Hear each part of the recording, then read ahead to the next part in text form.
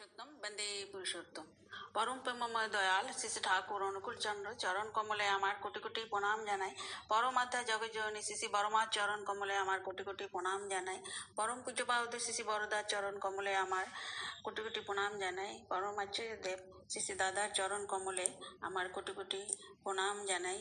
ঠাকুর বাড়ির সকলের চরণেই আমার শত কোটি প্রণাম জানাই।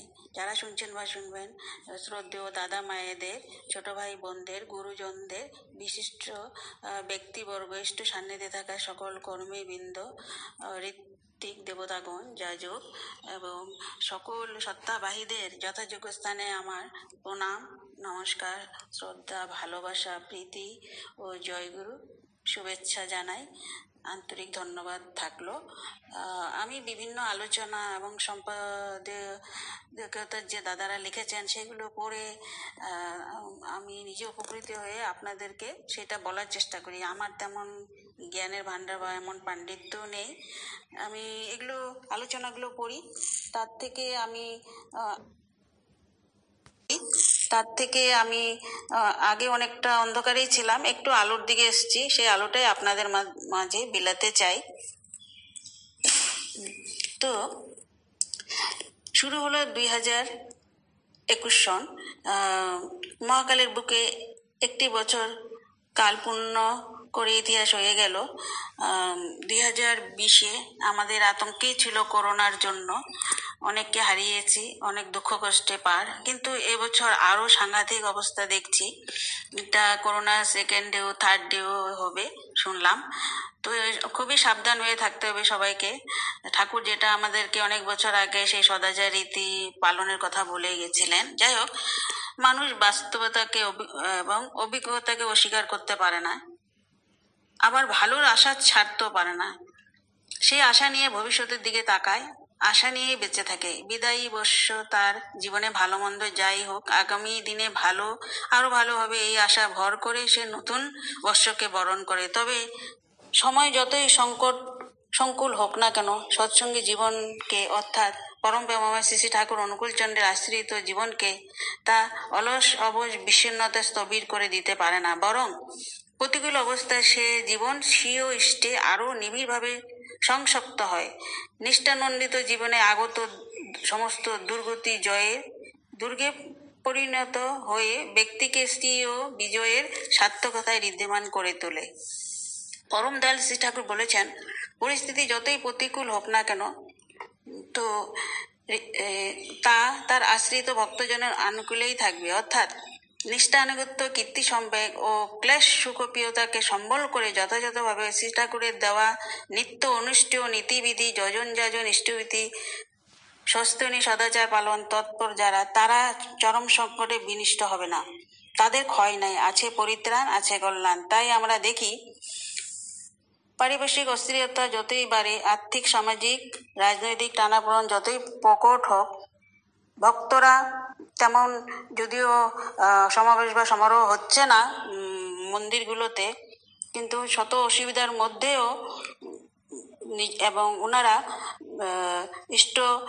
যেখানে বাড়িতে বসেই সেই ইষ্টনিষ্ঠা হয়ে, ইষ্টতপা হয়ে আচার্যদের দেওয়া সেই নিয়মগুলি ওনারা করার চেষ্টা করেন, আনন্দে মশগুল হয়েও করেন।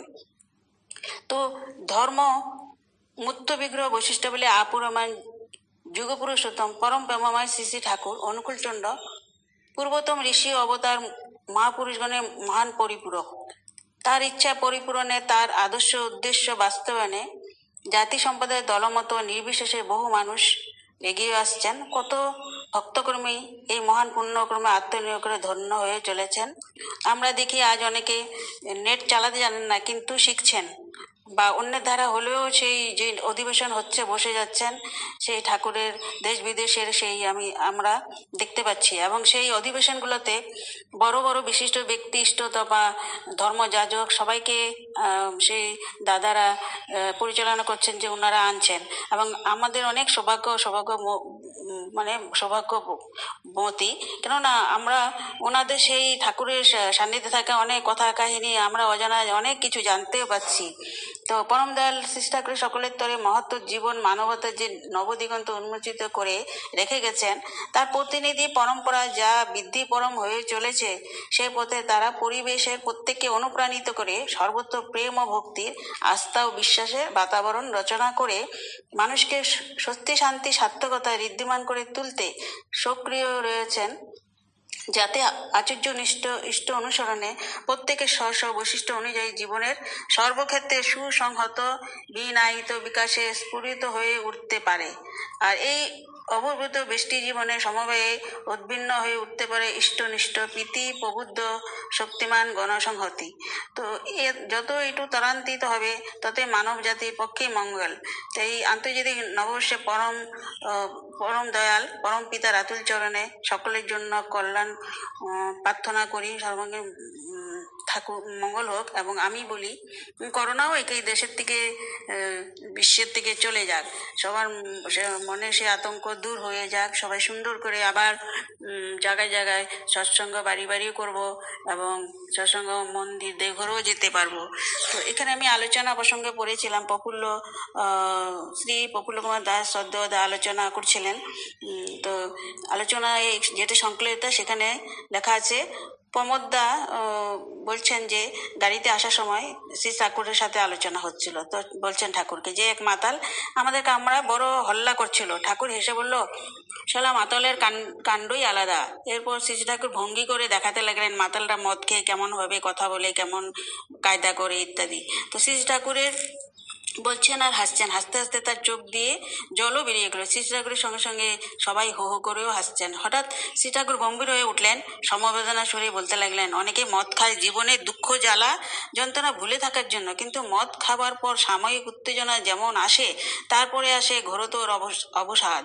সেই অবসাদ কাটানোর জন্য আবার মদ খায়, এইভাবে শরীর মন জীর্ণ করে তোলে। এই চক্রের মধ্যে বেরোতে পারে না। মনে মনে শুভ সংকল্প আসলেও ঝোঁক যখন চাপে তখন আর সামলাতে পারে না, কিন্তু ঝোঁকটা যখন আসে তখনই ওই সম্বেগ নিয়ে অন্য কোনো কাজে নিজেকে ব্যাপৃত করে, তাহলে কিছুদিন এভাবে করতে করতে ওইটি আয়ত্তে আসে। ঠাকুর নিজের কথা বললেন রসগোল্লা খাওয়ার কথা। প্রথমে আমি এটা ঠিক পেলাম রসগোল্লা খাওয়ার ব্যাপারে। রসগোল্লার পরে আমার অত্যন্ত লোভ ছিল। অনেক সময় ধার করে রসগোল্লা খেতাম। একবার বেশ কয়েক টাকা বাকি পড়লো, দোকানদার পরিষ্কার জানিয়ে দিল, ভালো কথায় যদি টাকা না দেন তাহলে কোনোভাবে টাকা আদায় আমি করব, যে কোনোভাবে টাকা আদায় করব। ঠাকুরকে বললেন, তো আপনি ভদ্রলোকের ছেলে, আপনার লজ্জা করে না? বাকি করে রসগোল্লা খান, পয়সা দেওয়ার নাম নেই। তখন মনে এত গ্লানি হলো যে টাকাটা কোনোভাবে শোধ দিয়ে দিলাম, আর মনে মনে প্রতিজ্ঞা করলাম আর এভাবে রসগোল্লা খাবো না। কিন্তু প্রতিজ্ঞা করলে কি হবে, আবার সেই রসগোল্লা খাবার লোভ আমাকে পেয়ে বসলো। মনে মনে ভাবতে লাগলাম, যাক আজ খাই, একদিন খেলে আর কি হবে। এই বলে গুড়ি গুড়ি করে রসগোল্লার দোকানের দিকে এগুতে লাগলাম। তখনই আমার মনে হলো, লোভ তো আমাকে টেনে নিয়ে যাচ্ছে, লোভের কাছে আমি হেরে যাচ্ছি। এই বলে দাঁড়িয়ে পড়লাম। দাঁড়িয়ে থেকে মনে হলো কে যেন আমাকে হিড় হিড় করে রসগোল্লার দোকানের দিকে টানছে।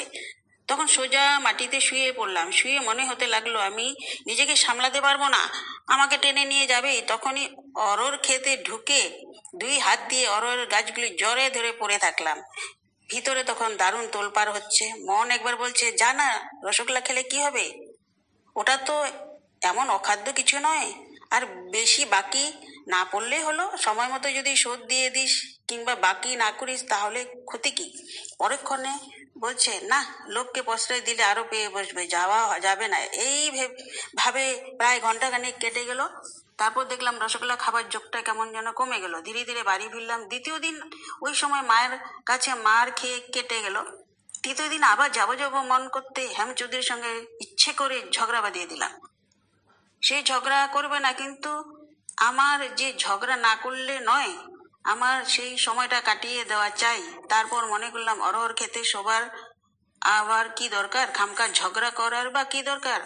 ব্যাপারটা তো হলো ঝোঁকটা যখন চাপে তখনই অন্যভাবে ব্যস্ত হয়ে সময়টা কাটিয়ে দেওয়া।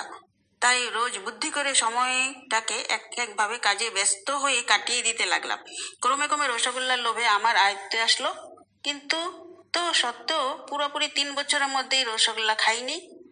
যেরকম প্রবৃত্তিকে এইভাবে বসে আনা যায়, প্রবৃত্তির খেয়াল যেই চাপে সেই মুহূর্তে অন্য কোনো প্রীতিকর সৎ কাজে আত্মনিয়োগ করে শরীর মনকে ওর থেকে দূরে রেখে দিতে হয়। তাহলে আস্তে আস্তে ওটা তখনকার মতো উবে যায়। যখন যখন ওই আবেগ পেয়ে বসতে চায় তখন তখনই ওই রকম করতে হয়। বারবার এই রকম করতে করতে প্রবৃত্তির বন্ধন ঢিলে হয়ে যায়। ছোট একটু জিনিস এইটি তোমরা যদি কাজে লাগাও, অন্যকে কৌশলটা শিখিয়ে দাও, তাহলে দেখবে প্রবৃত্তির জয় কত সহজ। আমি অনেককে এই কথা বলেছি, অনেক মাতাল অনেক দুশ্চরিত্র এই সামান্য তুক প্রয়োগ করে ভালো হয়ে গেছে। তবে ইচ্ছা অনুশীলন একসঙ্গে দুইটি থাকা চাই, এইভাবে ঠাকুর সেই দাদাদের বললেন। তো জয়গুরু, আপনাদের সবার মঙ্গল কামনা করে ঠাকুরের কাছে প্রার্থনা করি ইষ্টমুখী হয়ে সুস্থ স্বাস্থ্য জীবন আনন্দে থাকুন। এটি আমার করোনাকালের করা ছিল অডিওটি। তো এতে আমি আর কাটছাট করিনি, যা আছে তাই তুলে ধরলাম আপনাদের সামনে। কাটছাট করলে পুরোটা বোঝা যাবে না কথাগুলো, ঠাকুরের কী বলেছিলেন, কীভাবে লোভ সম্বরণ করেছিলেন। তো এখানে তো রাখছি আমি। জয়গুরু, শুনবেন, ভালো লাগবে।